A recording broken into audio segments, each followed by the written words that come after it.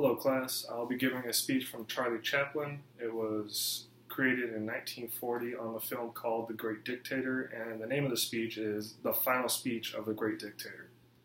And it goes something like this. I'm sorry, but I don't want to be an emperor. That's not my business. I don't want to rule or conquer anyone. I should like to help everyone, if possible. Jew, Gentile, black man, white, it doesn't matter. And we all want to help one another. Human beings are like that. We want to live by each other's happiness, not by each other's misery. We don't want to hate and despise one another.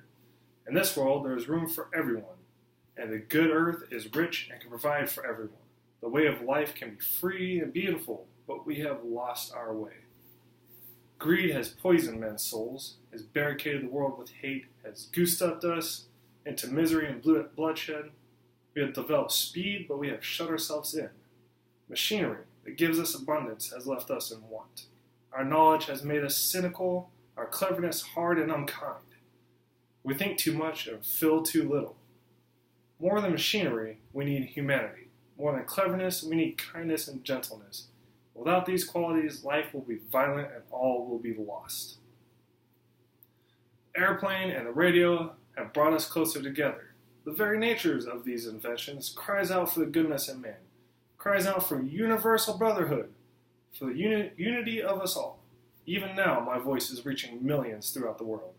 Millions of despairing men, women, and little children, victims of system that makes men torture and imprison innocent people. To those who can hear me, I say, do not despair.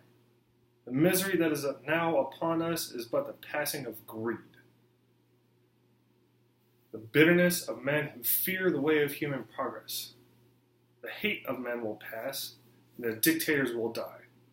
And the power they took from the people will return to the people, and so long as men die, liberty will never perish.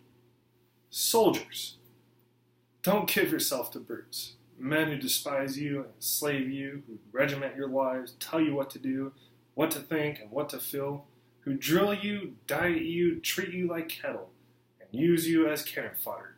Don't give yourselves to these unnatural men, machine men, with machine hearts and machine minds. And guess what? You are not machines. You are not cattle. You are men. You have a love of humanity in your hearts. You don't hate. Only the unloved hate, and the unnatural and the unloved. Soldiers, don't fight for slavery, fight for liberty.